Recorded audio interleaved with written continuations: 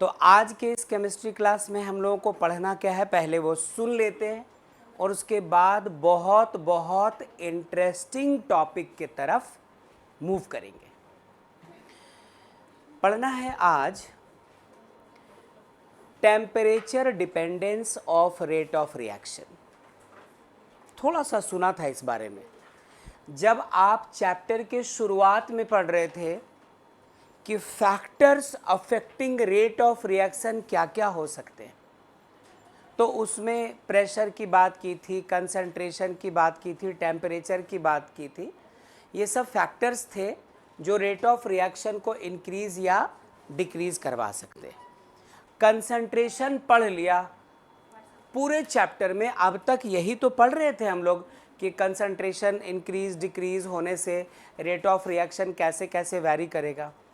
अब आज पढ़ना है हम लोगों को ये वाली बात, बहुत अच्छे से पहले देखो समझो, फिर आज के मेन टॉपिक के तरफ चलेंगे, दैट इज अर्हेनियस इक्वेशन। लेकिन उसके पहले थोड़ा कोलिजन थ्योरी है वो देखना पड़ेगा, है ना, थोड़ी और चीज़ें हैं वो देखनी होंगी। दो दो चार चार लाइंस में हम लोग उसको देखकर आगे चले आएंगे, वरना है तो काफ़ी डीप। यदि जेई या नीट के पर्पज़ से हम लोग पढ़ेंगे तो और ज़्यादा अंदर जाना पड़ेगा, वरना काम सुनना। सुनो, पहले सुनो, जो लिख रहा हूं ध्यान दीजिएगा कि क्या बात है। टॉपिक है हमारा आज का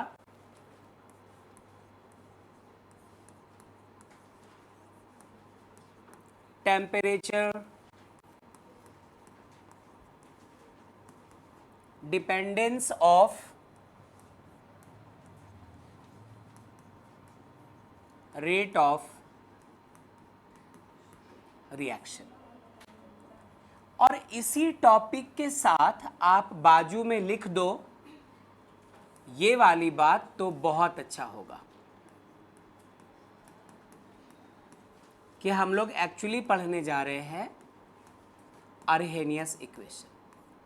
पहले आपको याद दिलवाना चाहता हूं कि इस चीज को पढ़ते समय इनिशियली जब सारे फैक्टर्स की लिस्टिंग की गई थी उस वक्त भी टेम्परेचर डिपेंडेंस की बात हुई थी, लेकिन सिर्फ 2 लाइन बताकर छोड़ दिया गया था। कहा गया था कि इसको सेपरेटली पढ़ना है, और वो 2 लाइन क्या थी कि experimentally it's been found that for each 10 degree rise in temperature the rate of a reaction becomes approximately double। 100% double हो ना हो, तकरीबन डबल हो जाया करता है, इतना बोलकर छोड़ दिया गया था। आज उसी बात को पकड़कर पूरे क्लास तक हम लोगों को चलना है, तो दीजिएगा ध्यान। और उसके बाद थोड़ा इंट्रो विंट्रो हो जाए। आप पहला स्लाइड नोट कर चुकेंगे, फिर दूसरे स्लाइड से हम लोग अर्हेनियस इक्वेशन की बात करेंगे। थोड़ा सा एक्टिवेशन एनर्जी डिस्कस करना पड़ेगा और थोड़ा कोलिजन थ्योरी, जो आप कैरम बोर्ड खेलते हैं, है ना, कैरम बोर्ड। अच्छा सुनना जरा, क्या जो बच्चे ऑनलाइन हैं तैयार सब लोग? नौशीन? Yes sir. ठीक है, चलो ध्यान देना बहुत ध्यान से। एक्सपेरिमेंटल रिजल्ट क्या बोलता है पहले वो लिखेंगे, फिर आगे जाएंगे।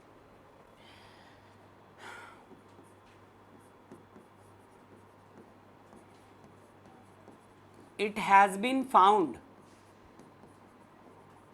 that for each 10 degree Celsius rise in temperature,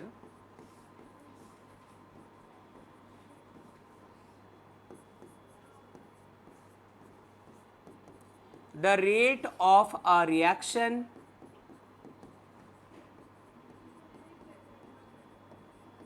becomes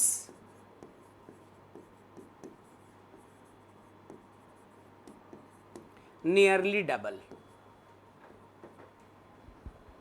जब जब एक्सपेरिमेंट्स किए गए तब तब ऐसा पाया गया है कि कोई भी केमिकल रिएक्शन हो, उसकी अपनी एक स्पीड है, उसका अपना एक रेट ऑफ रिएक्शन है, उस स्पीड से वो रिएक्शन हो रहा एक पर्टिकुलर टेम्परेचर पे।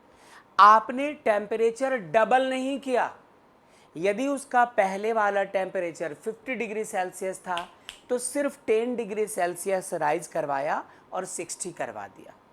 यदि पुराना रेट उसका x था, अब नया रेट 2x हो गया। पहले उसका टेम्परेचर 70 डिग्री सेल्सियस था उस रिएक्शन का, आपने 70 को 10 डिग्री राइज करवा करके 80 करवा दिया। यदि initial rate of reaction suppose करो y था, तो अब नया रेट ऑफ रिएक्शन 2y दिख रहा था हम लोगों को, अराउंड अबाउट नियरली डबल। सुन पाए क्या? अच्छा, एक चीज ध्यान दीजिएगा, एक बात गौर करना। कौन सी बात? बात यह है, let KT and KT plus 10, ध्यान से इस चैप्टर में K का मतलब क्या? Rate constant. तो हम लोगों ने KT लिखा, मतलब rate constant of a reaction. कब? जब उसका टेम्परेचर T डिग्री सेल्सियस। और KT प्लस 10 लिखा, मतलब हम लोग कहना चाहते हैं कि उसका टेम्परेचर 10 डिग्री इंक्रीज करके T प्लस 10 करवा दिया गया। तो let KT and KT plus 10 be the rate constants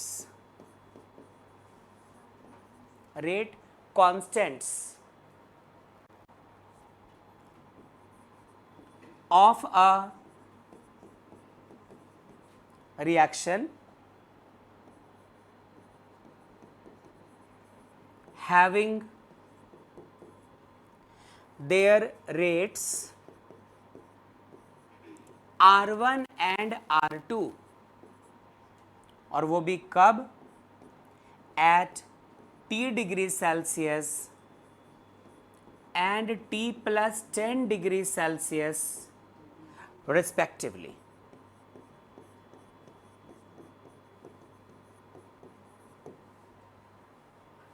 सुना? ध्यान दीजिएगा जरा। कोई एक केमिकल रिएक्शन है, उसका रेट R1 है इनिशियली। R1 कब है? जब उस रिएक्शन को आप T डिग्री सेल्सियस पे करवा रहे हो, और उसी वक्त उसका जो रेट कांस्टेंट है उसको KT कहा। दिखाना चाहिए था K1 से। जब रेट R1 है तो रेट कांस्टेंट K1 बढ़िया होता, जब रेट R2 है तो रेट कांस्टेंट K2 बढ़िया होता, बट यहाँ पर बात ऐसी चल रही है। बहुत अच्छा। कैसे देर हो गई? हाँ, रिया की वजह से। हाँ रिया, क्या किया? हाँ, तबीयत ठीक नहीं थी। अच्छा ठीक है, कोई बात नहीं। हाँ, ध्यान दीजिएगा। सब कुछ ठीक है यहाँ तक? यहाँ से आगे प्रोसीड कर सकते हैं, आगे चले। लिखा नाउ फ्रॉम डेफिनेशन। अब तक जो हम लोगों ने इस चैप्टर में पढ़ा है उसके बेसिस पे ऐसा कुछ लिखना चाह रहे हैं। उसी रिएक्शन का रेट इक्वेशन लिख रहे हैं तब जब टेम्परेचर T डिग्री सेल्सियस था, और एक बार हम तुम उसी रिएक्शन का रेट एक्सप्रेशन लिख रहे हैं कब? जब टेम्परेचर हम लोगों ने T प्लस 10 डिग्री सेल्सियस करवा दिया। तो कैसा होगा? R1 equals to KT multiplied by concentration of reactant.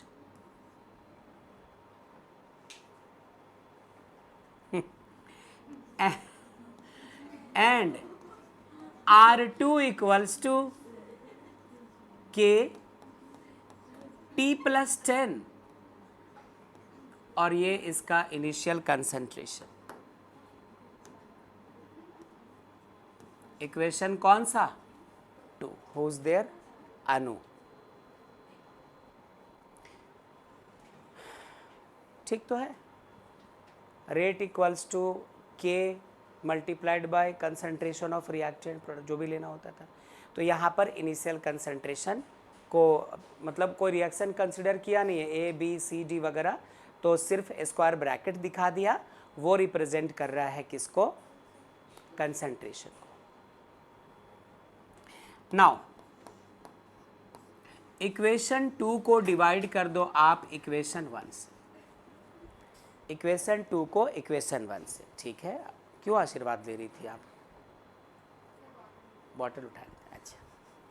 Equation 2 को इक्वेशन 1 से डिवाइड, इक्वेशन 2 का LHS ध्यान दीजिए R2 और इक्वेशन 1 का LHS कितना बच्चों, R1।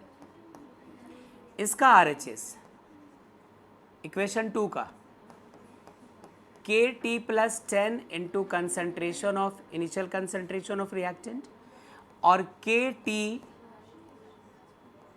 Into concentration.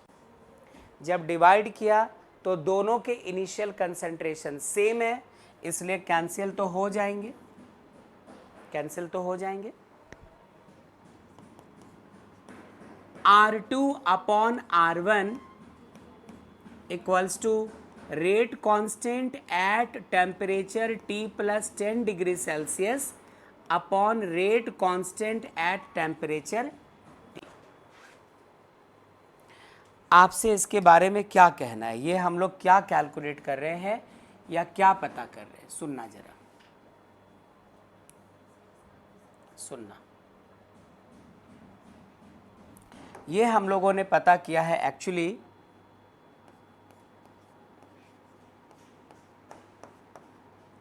Temperature coefficient का value R2 by R1 equals to K at T plus 10 degree Celsius upon KT। ये बस फ्यूचर रेफरेंस के लिए कैलकुलेट करके छोड़ दिया, ये हमें आगे आने वाले वक्त में कहीं मिलेगा बेटा। R2 बाई R1 कहीं दिखेगा और ना तो इनिशियल रेट दिया रहेगा, ना तो 10 डिग्री राइज करने के बाद दिया रहेगा, उसके जगह टेम्परेचर्स दिए हुए रहेंगे। तो हम लोग R2 बाई R1 को रिप्लेस करवा सकेंगे, ये सॉरी मतलब इस टेम्परेचर पे रेट कांस्टेंट दिया रहेगा, इससे रिप्लेस करवा पाएंगे। तो ये कुछ खास बात तो नहीं है, हम लोगों ने यहाँ पे थोड़ा सा डिस्कस किया। पहले तो बताया कि यदि हम लोगों को temperature dependence of rate of reaction discuss करना है, जो आगे चल करके थोड़ी देर में अर्हेनियस इक्वेशन में कन्वर्ट हो जाएगा, तो उसके लिए पहले जो एक्सपेरिमेंटल रिजल्ट था वो लिखा, जो पहले भी डिस्कस कर चुके थे। फिर क्या किया, दो सिचुएशंस कंसिडर किए, एक T डिग्री सेल्सियस, एक T प्लस 10 डिग्री सेल्सियस। इनके रेट कांस्टेंट को KT और KT प्लस 10 लिया, रेट ऑफ रिएक्शन को R1 R2 लिया और दो इक्वेशंस बना गए हम लोग डेफिनेशन पर बेस्ड, दोनों को डिवाइड किया। R2 बाई R1 को कहते हैं हम लोग टेम्परेचर कोएफिशिएंट, ये बात बतानी थी। इन फ्यूचर कभी R2 by R1 this by this लिखे तो आपको परेशानी ना हो, या फिर इसके जगह ये लिखे तो आपको परेशानी ना हो, इसलिए ये बात फिलहाल बताई गई है। न्यूमेरिकल प्रॉब्लम्स में आपको इसका यूज मिलना है बच्चों। तो क्या यहाँ तक ठीक ठाक? अच्छा, जो बच्चे ऑनलाइन है आवाज़ दीजिए प्लीज़। Yes sir. गुड। तो आप इसको करो नोट और फिर थोड़ा आगे प्रोसीड करेंगे हम लोग अब, ठीक। यहाँ से चलते हैं आगे अगली बात करने के लिए। जो दो बात करने जा रहा हूँ सुन लीजिएगा अच्छे से।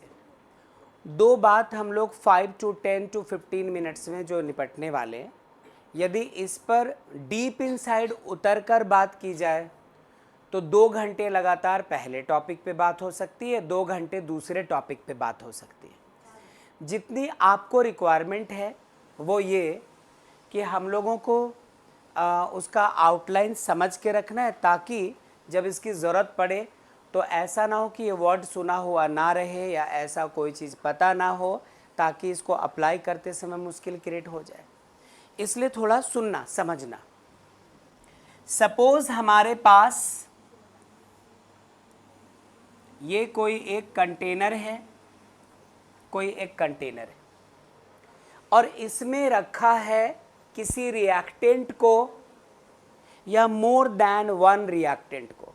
जैसे आप N2 और H2 को मिलाकर रिएक्ट करके NH3 बनवाते हैं, अमोनिया गैस।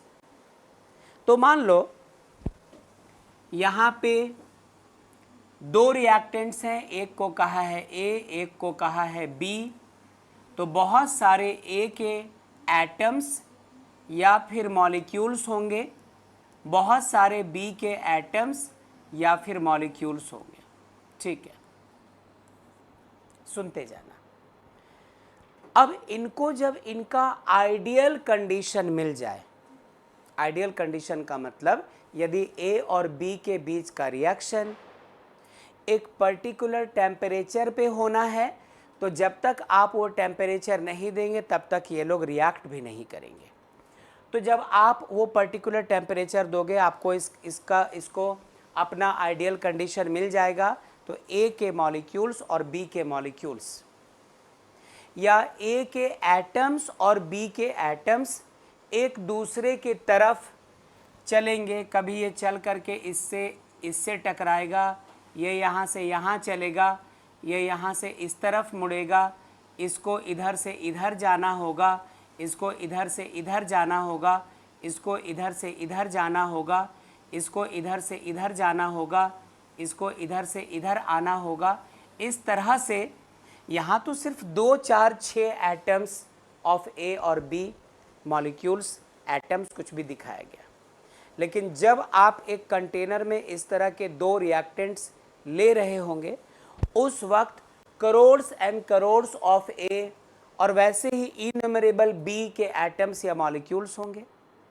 तो जितना प्रेशर, जितना टेम्परेचर, जो कैटलिस्ट या जो सिचुएशंस चाहिए, वो जैसे ही हालात अवेलेबल होंगे, ये लोग एजिटेट होंगे, एक दूसरे की तरफ चलेंगे, कोलाइड करेंगे, टकराएंगे और तो होगा रिएक्शन, और रिएक्शन से बन रहा होगा प्रोडक्ट। लेकिन बात ये आती है कि यदि हजार कॉलिजन्स है ना A और B के बीच, पर सेकेंड यदि 1000 कॉलिजन्स हो रहे, उसमें से 2 या 4 ही इफेक्टिव कॉलिजन है, बाकी वेस्टेज, बाकी बर्बाद। इमेजिन करो, लॉकडाउन के समय आप इंडोर गेम्स में एक लूडो खेला करते थे और एक कैरम बोर्ड भी खेला करते थे।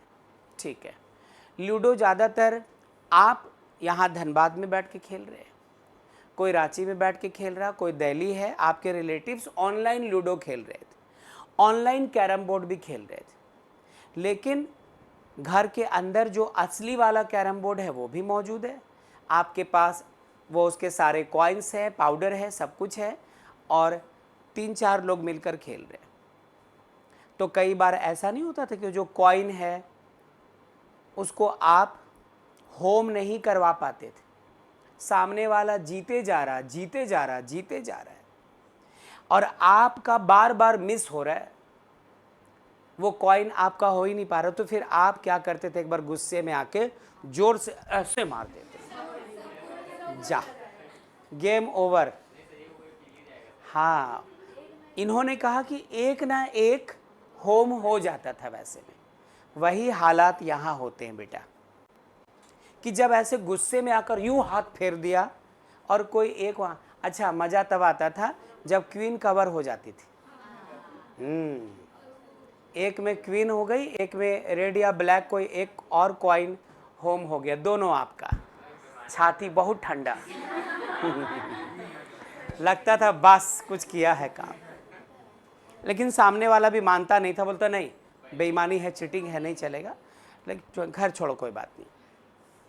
वही हालात यहाँ है बेटा, हजारों कॉलिजन्स में कोई 2, 4, 10 कॉलिजन्स ही सक्सेस हो पाता है। सक्सेस होने का मतलब उनके कॉलिजन होने से प्रोडक्ट बन पाता है, और बाकी जो कॉलिजन्स हैं वो उस तरीके के नहीं हो पाए जिसकी वजह से वो प्रोडक्ट का फॉर्मेशन उस कॉलिजन से नहीं हो पाया। तो कौन से कॉलिजन्स हो पाते हैं?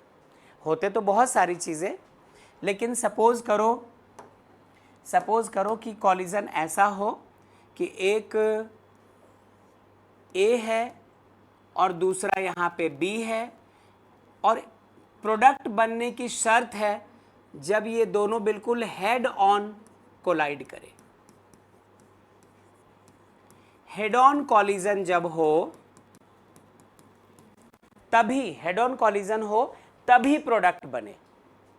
यदि हल्का सा भी तिरछा हो जाए, ये ए यहाँ पे है, ये बी यहाँ पे है, ऐसे करके ये इस तरफ चल पड़ा कॉलिजन और ये इस तरफ चल पड़ा, सोचो ये आते आते आमने सामने तो नहीं टकराएंगे, ये इसको हो सकता है छूता हुआ निकल जाए और ये कॉलिजन इफेक्टिव कॉलिजन ना हो, ये प्रभावशाली कॉलिजन ना हो, जिसकी वजह से प्रोडक्ट ना बन पाए। कहा कि 2-2 घंटे डिस्कशन हो सकते हैं। आप इसमें, ये तो ठीक है, कई बार तो शर्त बड़ी टेढ़ी मेढ़ी होती है कि इसको भी घूमते घूमते आना है और इसको भी रोटेट करते करते जाना है। ये ए है और ये बी, कहता नहीं यदि सिर्फ तुम लोग आमने सामने आकर टकरा जाओगे तो प्रोडक्ट नहीं बनेगा। मॉलिक्यूल ए का पॉइंट पी और मॉलिक्यूल बी का पॉइंट क्यू, इनको टकराना चाहिए, तब वो कॉलिजन इफेक्टिव कॉलिजन होगा। यदि एटम्स हैं तो एटम ए का पॉइंट पी और एटम बी का पॉइंट क्यू, जब तक ये नहीं टकराएंगे तब तक हमारा प्रोडक्ट बनने वाला नहीं।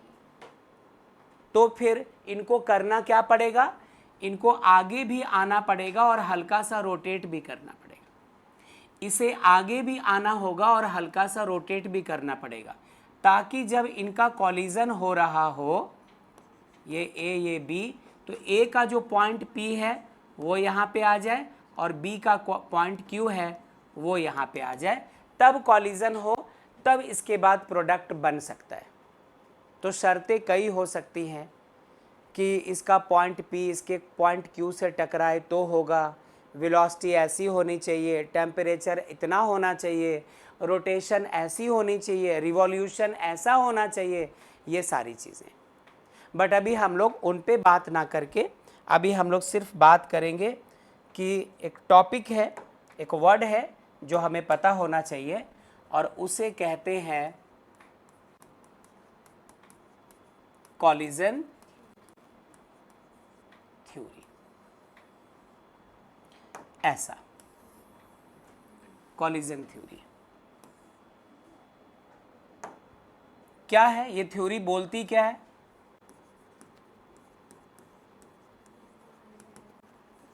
According to this theory,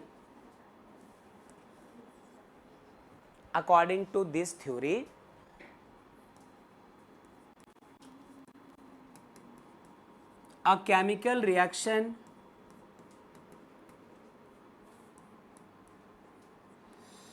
takes place to give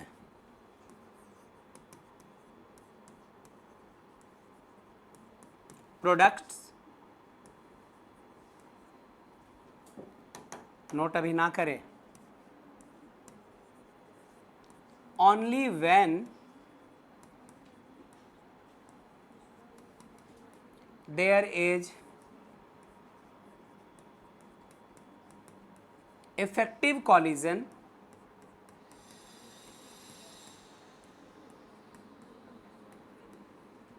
between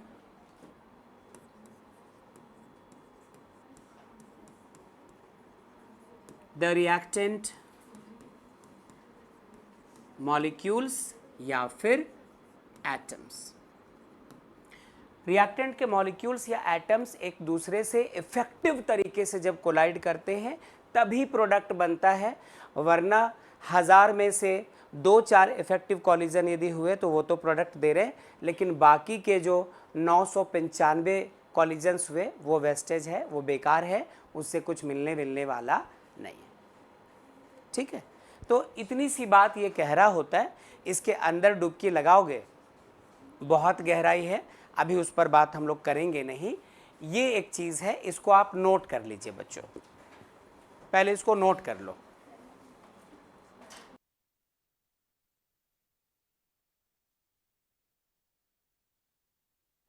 सुनिएगा, ऐसा सपोज करो कि यहाँ पे कुछ वेजिटेबल्स रखे हुए, इस जगह पोटैटो हो सकता है, कैबेज हो सकता है ना, टोमेटो हो सकता है, कुछ भी वेजिटेबल्स यहाँ पे रखे हुए हैं। सुना आपने? रूम टेम्परेचर पे, रूम टेम्परेचर तकरीबन 25 डिग्री सेल्सियस को हम लोग कहते हैं, रखा हुआ है। यदि सर्दियों का मौसम है तो आपके आसपास का टेम्परेचर 10 डिग्री 7 डिग्री कुछ भी हो सकता है। अच्छा, सपोज इस वक्त जो टेम्परेचर है वेजिटेबल्स का, बस ऐसे ही मान के चलो कि ये टेम्परेचर हमारा है चलो 15 डिग्री सेल्सियस।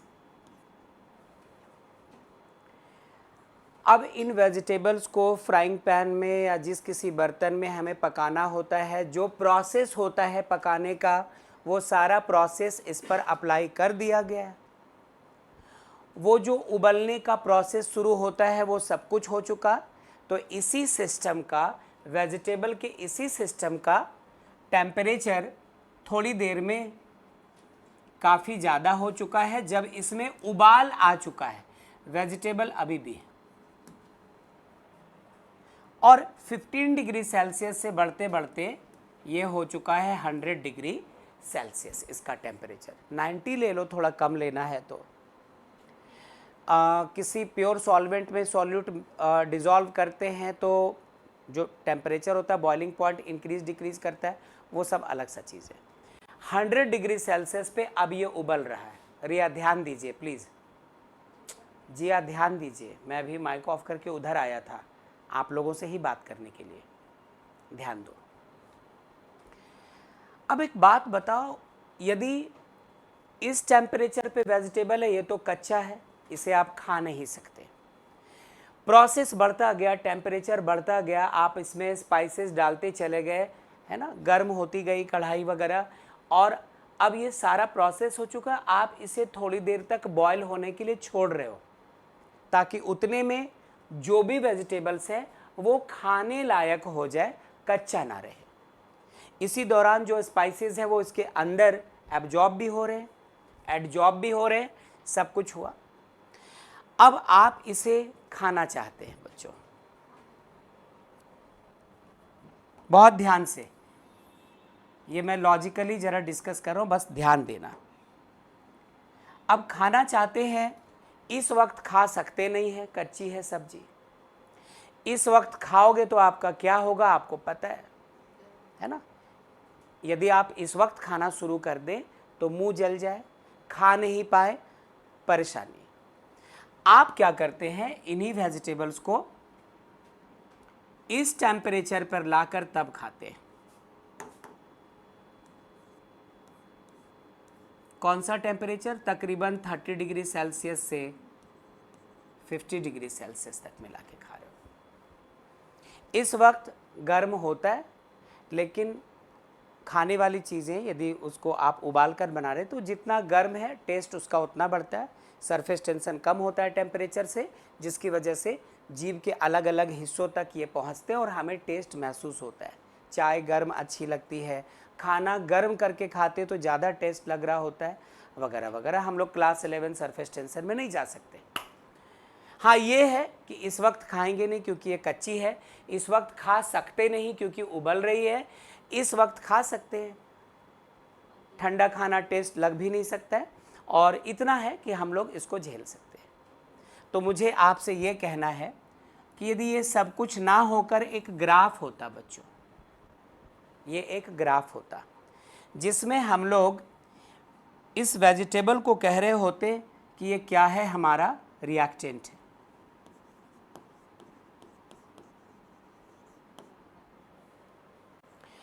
पकी हुई सब्जी, तैयार वेजिटेबल, ये हमारा क्या हो चुका है, प्रोडक्ट। और जब ये उबल रहा होता है, तैयार हो रहा होता है, उस वक्त रिएक्शन अपने पीक पे होता है, इस वक्त इंटरमीडिएट बन चुका होता है।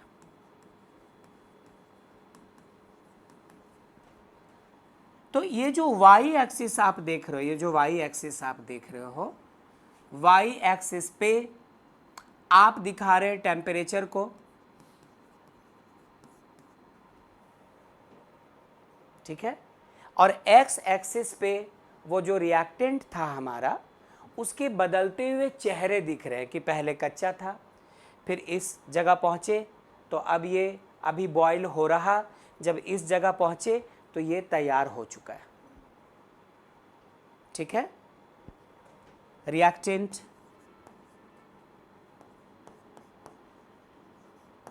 रिएक्टेंट कोऑर्डिनेट, अरे एक्स कोऑर्डिनेट वाई कोऑर्डिनेट होता है ना, ऐसा सब कुछ। जरा इन तीनों सिचुएशंस को देखिएगा। जो बच्चे ऑनलाइन है ध्यान से देख रहे हैं या नहीं, बताओ बेटा। Yes sir. ठीक है, गौर करना। अब ये 15 डिग्री राइज होकर 100 बना, यहाँ भी तो लिख सकते थे, सीधा ऐसे तो कह सकते थे हम लोग, तो इसको आखिर यहाँ से ऐसे क्यों लेके जा रहे हैं?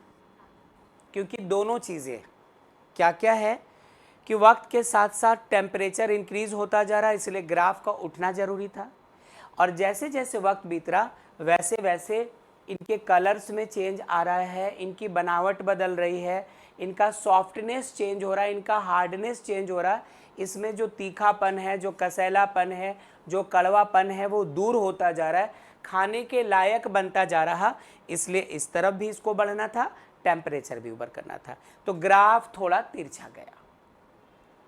सुना?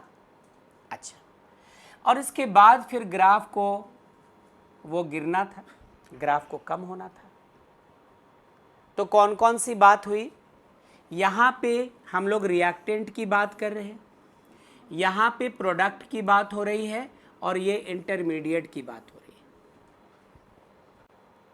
कहना चाहता हूँ कि जितना टेम्परेचर है, जितनी एनर्जी इसके पास अभी है, इसको हम लोग ER लिख सकते हैं, एनर्जी ऑफ रिएक्टेंट। किसी एक पर्टिकुलर टेम्परेचर पे 15 डिग्री सेल्सियस पे इनके मॉलिक्यूल्स, जो भी चीज़ है ये, इनका कुछ इनके पास अपनी कुछ एनर्जी होगी, एनर्जी ऑफ रिएक्टेंट। ये क्या है? यहाँ पे जो एनर्जी है वो एनर्जी ऑफ प्रोडक्ट है, और जितनी एनर्जी पे, जितने टेम्परेचर पे ये खुद को रिएक्शन से प्रोडक्ट में बदल चुका है, बदल रहा है, जो आप बनाना चाहते हो वो बन चुका है या बनने के प्रोसेस में, इसको हम लोग कहते हैं ET। T मतलब थ्रेशहोल्ड। थ्रेशहोल्ड मतलब क्या होता है? एक बैरियर। आपके हमारे घर में दरवाजे होते हैं, दरवाजे का चौखट है ना, चौखट के इस तरफ है, आप घर से बाहर हैं, चौखट के उस तरफ है, घर के अंदर है। इसके इस तरफ है, खाने लायक नहीं है सब्जी, इसके इस तरफ है, खाने लायक तकरीबन हो चुकी होती है। मतलब ये वो वक्त है जब आपके घर के किचन में खाना बन रहा होता है और कोई ऐसी सब्जी बनाई जा रही होती है, कोई ऐसा डिश बनाया जा रहा होता है जो आपको बहुत पसंद है, अभी उसको प्रोसेस में डाला ही गया है, तब तक आप पहुंचते कि मम्मी एक पीस, बोलता अभी तो खाली हल्दी नमक डाले, अभी टेस्ट ही नहीं लगे, कच्चा है। ये हुआ पहला वाला प्रोसेस। यहाँ से क्रॉस कर गए, खाने लायक यहाँ तकरीबन ये होगा, आप यहाँ पहुँच चुके, तकरीबन उबल रहा है एकदम, सारा जो भी मसाले वगैरह डालना वो डल चुका है, ये तकरीबन बहुत अच्छा टेस्ट ले चुका होगा अब तक मसाले का, और इसका कलर चेंज हो चुका होगा वगैरह वगैरह, आप इस वक्त खा सकते। तो ये चौखट है, ये बैरियर है। किसका बैरियर है? एनर्जी का। तो एक अमाउंट ऑफ एनर्जी जो चाहिए होता है किसी रिएक्शन के दौरान रिएक्टेंट्स को, ताकि वो खुद को प्रोडक्ट में चेंज कर सके। टेक्निकली मैं इसको अलग तरीके से बताता, अभी लॉजिकली बता दे रहा हूँ, ध्यान रखना। इसका मतलब ये सारी बात हम लोग ऐसे नहीं करके ऐसे कर सकते थे, ये सारी बात ऐसे करते तो ज़्यादा अच्छा होता कि ये हमारे पास y एक्सिस है, ये हमारे पास x एक्सिस है, ये रहा रिएक्टेंट का टेम्परेचर, रिएक्टेंट की एनर्जी, ये रहा यहाँ पर इंटरमीडिएट जब प्रोडक्ट में कन्वर्जन चल रहा है, इंटरमीडिएट यहाँ की एनर्जी ये है, और ये है प्रोडक्ट की एनर्जी।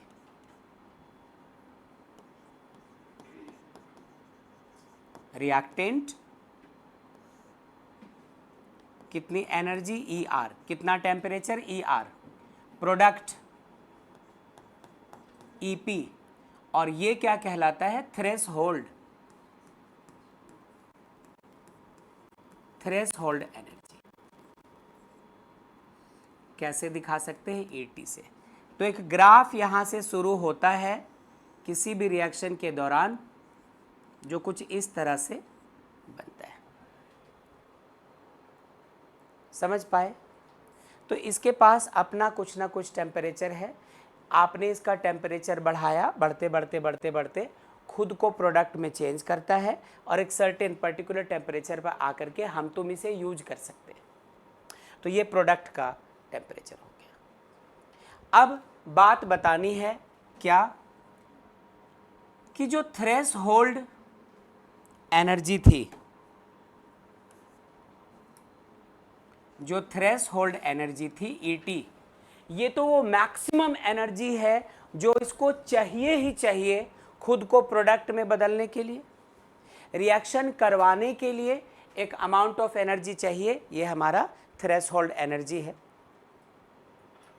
और इसके पास पहले से इतनी एनर्जी थी, सुना, तो इसमें से आप माइनस कर दो एनर्जी ऑफ रिएक्टेंट, जितनी एनर्जी पहले से थी इसके पास, तो जो डिफरेंस आता है बच्चों उसको कहते हैं ई ए, बोले तो एक्टिवेशन एनर्जी।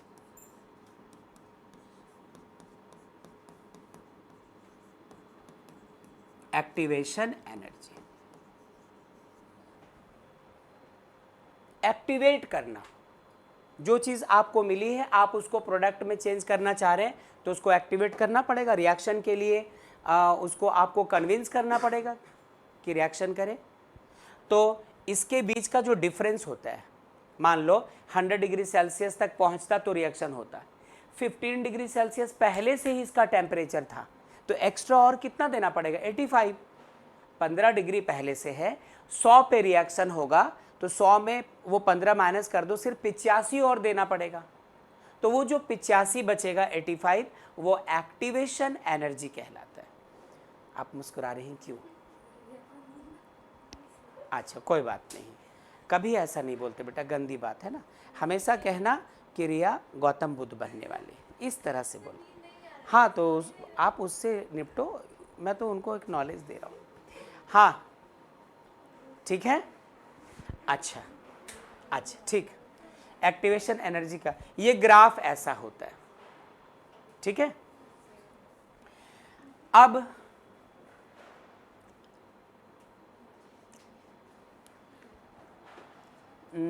कुछ नहीं, आप इसको नोट कर लो, चलते हैं मेन मुद्दे पर। हमें आधे घंटे का और एक कॉन्सेप्ट करना होगा, पहले इसको नोट कर लीजिए, हेडिंग दे दीजिए एक्टिवेशन एनर्जी, एक्टिवेशन एनर्जी, और एक लाइन लिखना बेटा, इसमें लिखेंगे the amount of energy, the amount of energy at which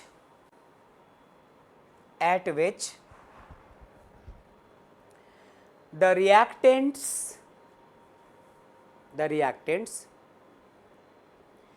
changes into products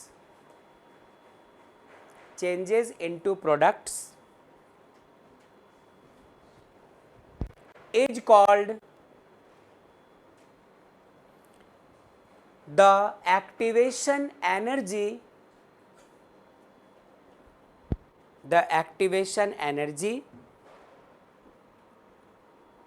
of the reaction,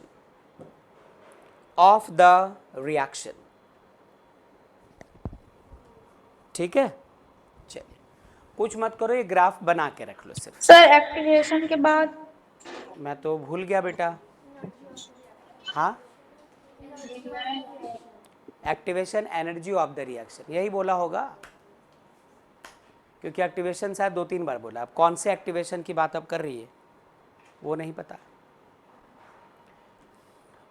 Mahiru, Nausheen, Shreya, तनु, अनु, ठीक है,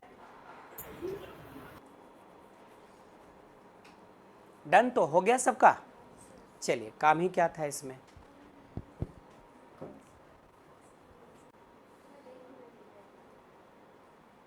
कुछ बच्चों का बाकी है।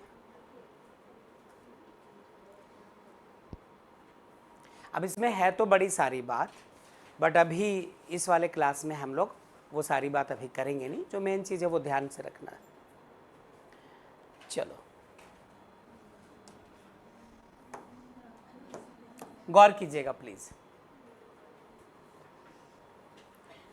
और गौर करने से पहले एक हेडिंग दे दो, यही हमारा टारगेट था आज के क्लास का, अर्हेनियस equation.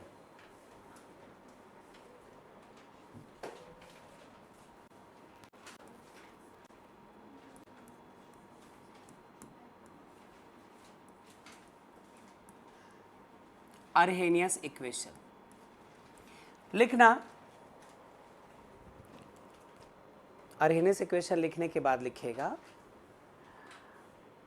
The equation which relates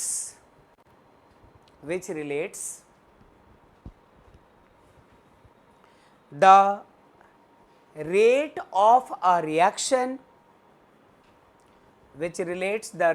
of a reaction with the change in temperature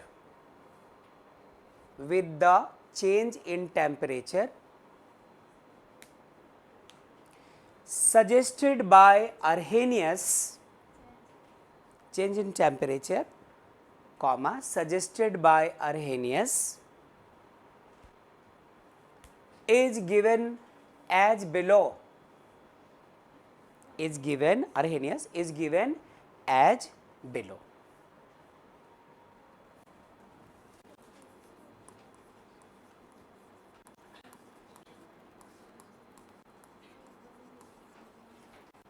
dash दे दीजिए। और सुनो बच्चों,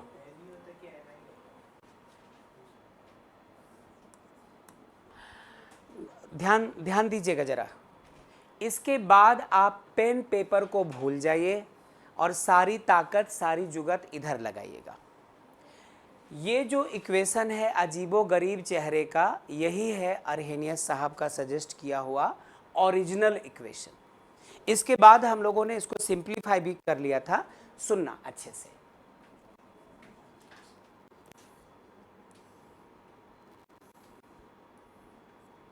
इस इक्वेशन को अर्हेनियस इक्वेशन कहते हैं। यहां पे k जो है हमारा, k क्या है? Rate constant. ठीक, बहुत अच्छा। देन ये जो EA आप देख रहे हो, ये और कुछ नहीं बल्कि एक्टिवेशन एनर्जी है। लेकिन ध्यान रखना, इसको आप बेटा जूल पर मोल में रखना एनर्जी को। कैलकुलेशंस आसान होते हैं, डेटा इजी होता है इससे। ये R क्या है हमारा? Absolute temperature. Gas constant. Oh sorry, T कहना था ना मुझे। T है हमारा, T है एब्सोल्यूट टेम्परेचर, जो किस में होना चाहिए?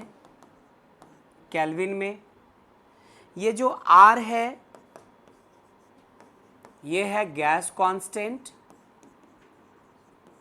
क्योंकि आप इधर एक्टिवेशन एनर्जी को जूल पर मोल में ले रहे हैं, तो R का भी वैल्यू 0.0821 लीटर एटमॉस्फेयर पर केल्विन पर मोल मत लीजिएगा, जूल पर केल्विन पर मोल ही लेना। तो इसका वैल्यू 8.314 जूल पर केल्विन पर मोल ये लेना बच्चों। EA की बात हो गई, R की बात हो गई, T की बात हो गई। ये जो स्मॉल e है वो क्या है? ये कहलाता है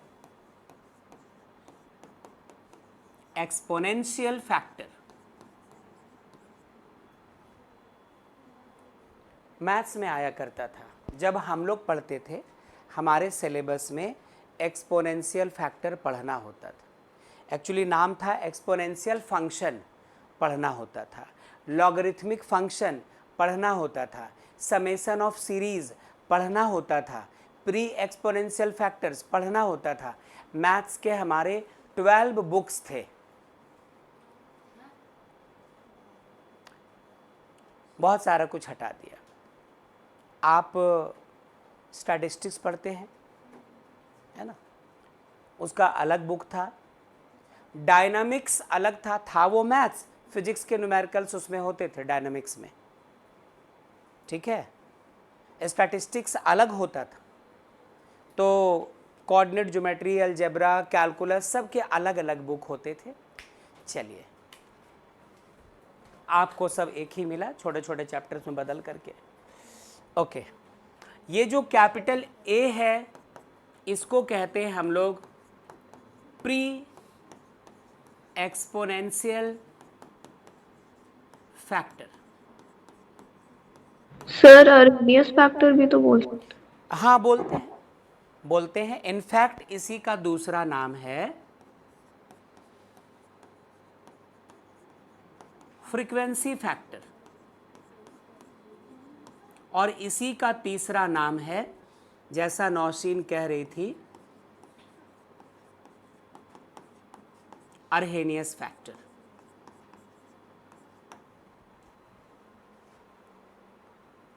तो K की बात कर चुके हैं हम लोग, A की बात कर चुके, EA की बात कर चुके, R, T और E सब की बात कर चुके हैं।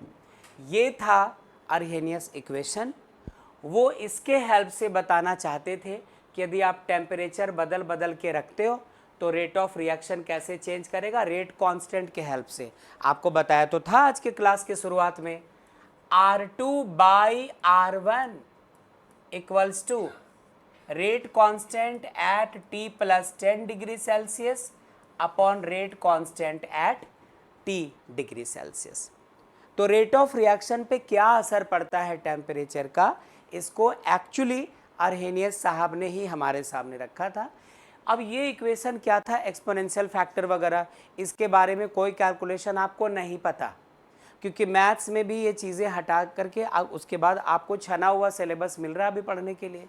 जो जो चीज़ें इजी है, आसान है, सिंपल है, वो सब कुछ आपको पढ़ना है।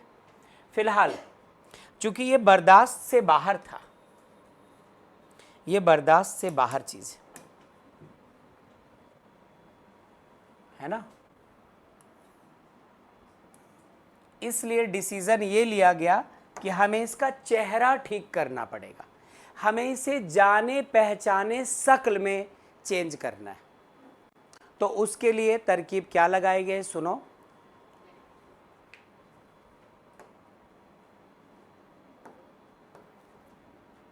इसी इक्वेशन में कहा गया लॉग टेक लो,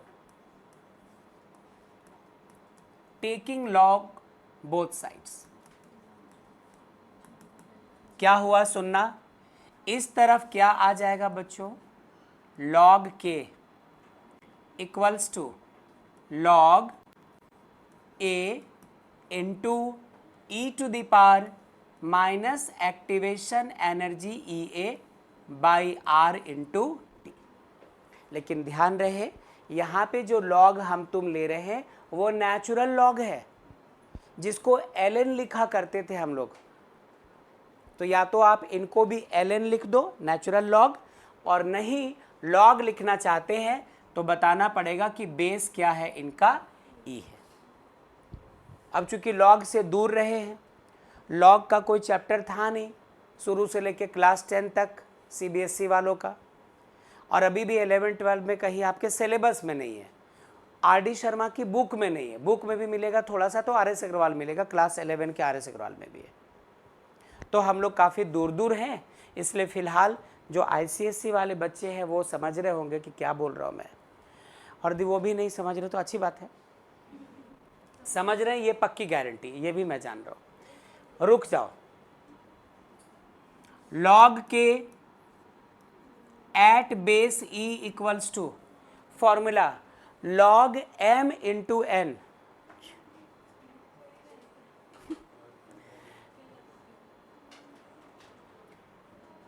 तो ये बना log a base e plus log e to the power minus E A upon R T, और बेस क्या है हमारा e। कौन सा फॉर्मूला लगा, कौन सा फॉर्मूला लगा, यहाँ लिखता हूँ साइड में, यहाँ पे फॉर्मूला यूज हुआ है log m into n equals to होता है log m plus log n। तो यहाँ देखो, इस a को हम लोग m कहते हैं और इस पूरे को n कहते हैं, तो log m into n equals to log m plus log n, और बेस e है, इसका ख्याल रखा। क्या यहाँ से आगे बढ़ सकते हैं? ठीक है, जो बच्चे ऑनलाइन है दीजिए आवाज। Yes sir. ठीक है बेटा, log k base e equals to log a base e plus, अब आइए log का अगला फॉर्मूला। अच्छा ठीक है, नहीं देखना क्या है, मैं तो समझ रहा हूँ। हाँ वापस, ये आया minus of E A upon R T times log e base e. कौन सा फॉर्मूला है ये, कौन सा रिजल्ट है? ये है कि यदि log m to the power n हो तो ये बनता है n log m।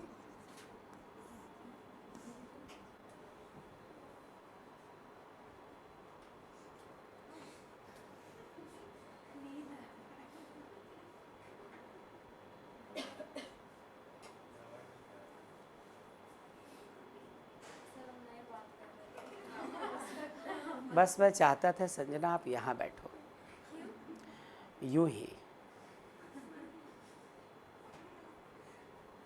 हाँ, तो ये जो पावर है पूरा का पूरा minus E A by R T, ये उठकर आ गया पहले, और लॉग ई बेस ई।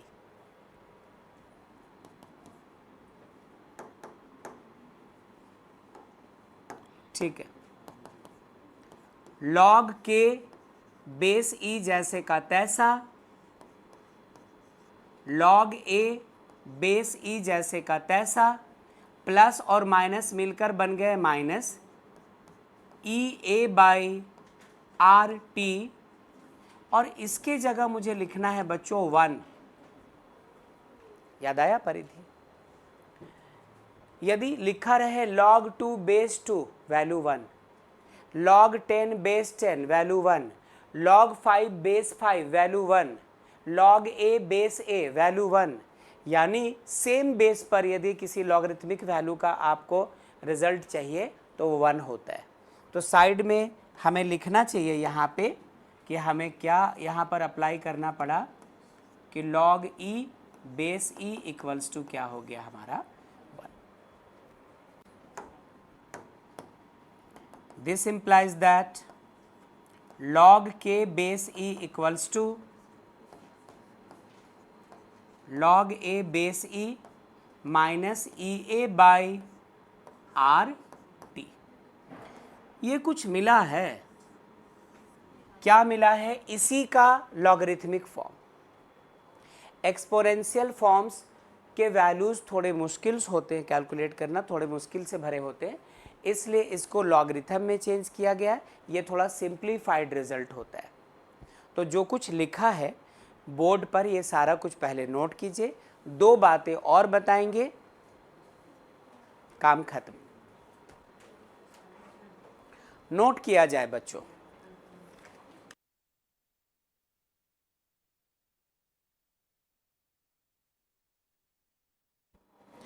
चलिए, नोट हो गया सबका जो बच्चे ऑनलाइन है?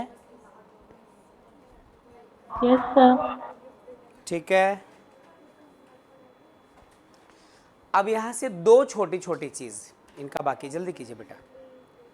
श्रेया, प्रियंका, माहिरू, खुशी, बबीता, अतीत, अनु, नौशीन और तनु, गौर करना। कहाँ पहुँचे आप लोग? इस जगह आ गए? ठीक है, जल्दी कर लीजिए। अब क्या है, हम लोग इससे 2 काम करेंगे। एक तो ग्राफ ट्रेस करना है, लॉग के और टेम्परेचर के बीच। क्या था टॉपिक? एक ऐसा इक्वेशन जो बदलते हुए टेम्परेचर का क्या असर पड़ेगा रेट ऑफ रिएक्शन पे, ये बताए। ये उन्होंने बताया था अरेनियस साहब ने। तो एक ग्राफिकली यदि हम लोग इसको देखना चाहें कि टेम्परेचर चेंज करने पर, है ना, रेट कांस्टेंट कैसे चेंज करेगा, रेट कांस्टेंट कैसे चेंज करेगा, तो रेट ऑफ रिएक्शन भी पता हो जाएगा। तो इसको यदि देखना है तो हम लोग थोड़ा इस चीज़ को यूं देखें।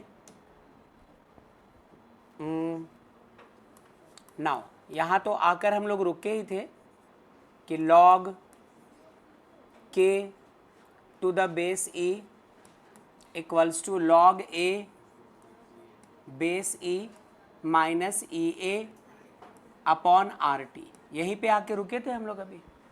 जरा इसका चेहरा बदलिए, जरा इसका चेहरा बदलो। क्या करो,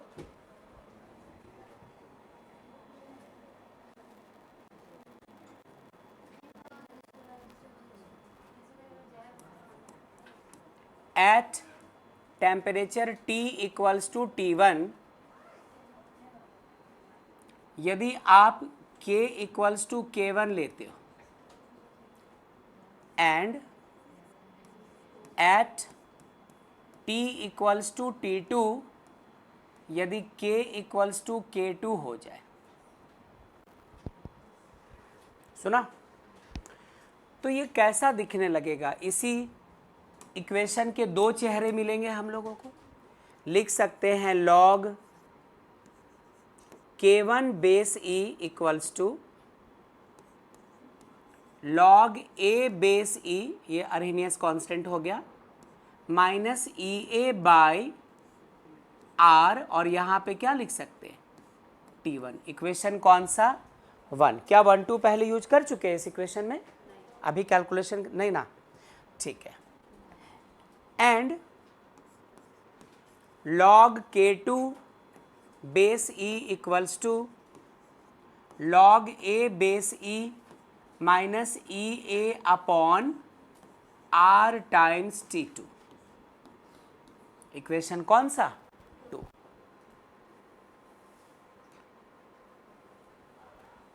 यदि आप इक्वेशन 2 में इक्वेशन 1 को माइनस कर दो, ये रहा log K2 base E minus log K1 base E equals to, यहाँ से हमारे पास है log A to the base E minus E A upon R T2। इसमें से माइनस करना होगा इनको, तो इस माइनस की वजह से ये नेगेटिव और ये पॉजिटिव हो जाएगा। तो minus of log A base E और plus of E A upon R T2। ऐतराज कोई भी नहीं होनी चाहिए। कैंसिल क्या क्या हो रहा है वो जरा कैंसिल कर दो। log A और log A कैंसिल हो गया। अब है, थोड़ा भयभीत रहो, आगे सुनना। log M minus log N, यहां पे है ना, यहां पे log m minus log n होगा log m by n base e equals to, ये पॉजिटिव है पहले लिख दो, ये नेगेटिव है बाद में लिख दो, E A by R times T1 minus E A by R times T2।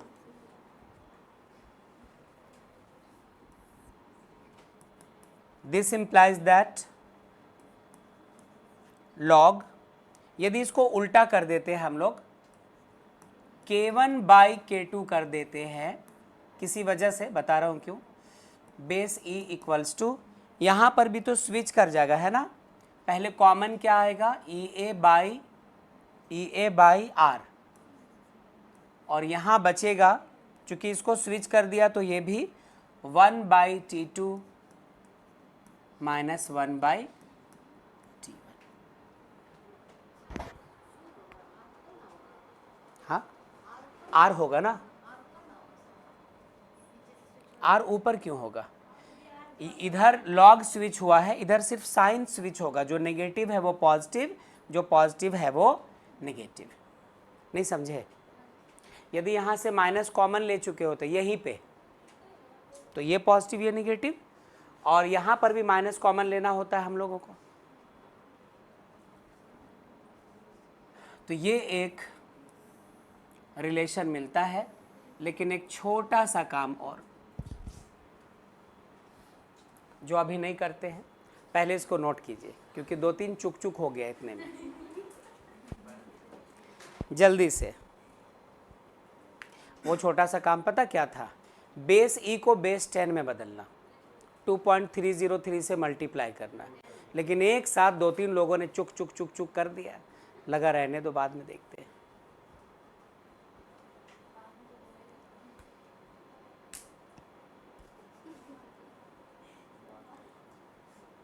हाँ तो नोट करो, इसमें ऑल्ट्रेशन कर देता हूँ मैं, 2.303 log K1 बाई K2, ऐसा करोगे तो अब बेस 10 लिख सकते हो, equals to E A by are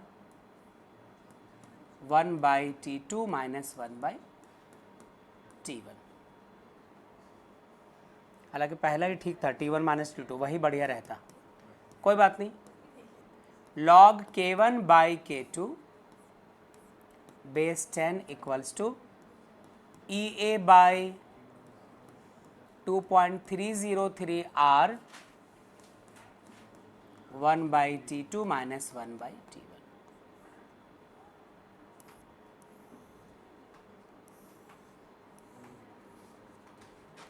यह है जनरल इक्वेशन, न्यूमेरिकल प्रॉब्लम्स वगैरह इस पे मिलेंगे हम लोगों को, लेकिन लॉग का वैल्यू चाहिए। ठीक है बच्चों, जो बच्चे ऑनलाइन है आवाज़ दीजिए प्लीज़। Yes sir. चलो बढ़िया, ठीक है।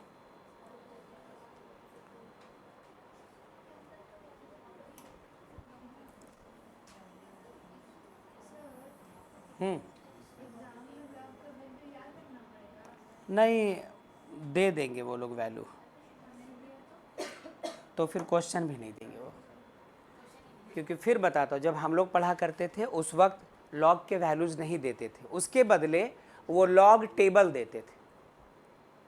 तो पूरे स्टेट में जितने बच्चे उन सबों को उनको लॉग टेबल 1-1 पेज या 2-2 पेज बांटना पड़ता था, क्वेश्चन पेपर के साथ, आंसर शीट के साथ। तो बड़ी प्रॉब्लम थी, वो एक्स्ट्रा लोड एक्स्ट्रा खर्च आता था, तो फिर वो डिसीज़न लिया गया कि यदि लॉग पे कोई क्वेश्चन है तो लॉग का वो वैल्यू दे दिया जाए क्वेश्चन में, है ना।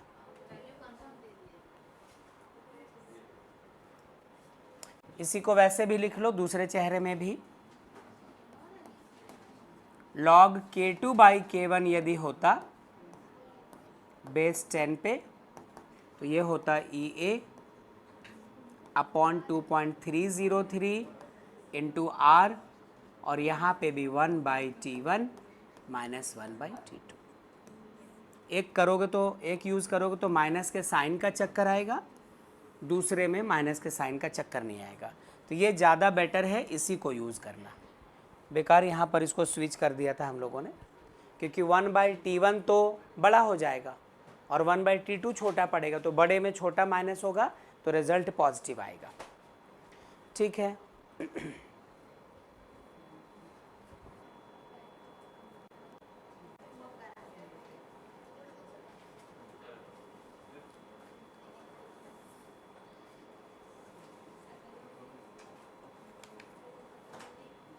ठीक है, हो गया।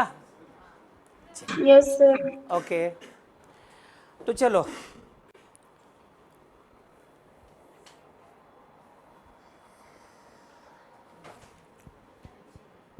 ठीक है, रहने दीजिए इतना ही।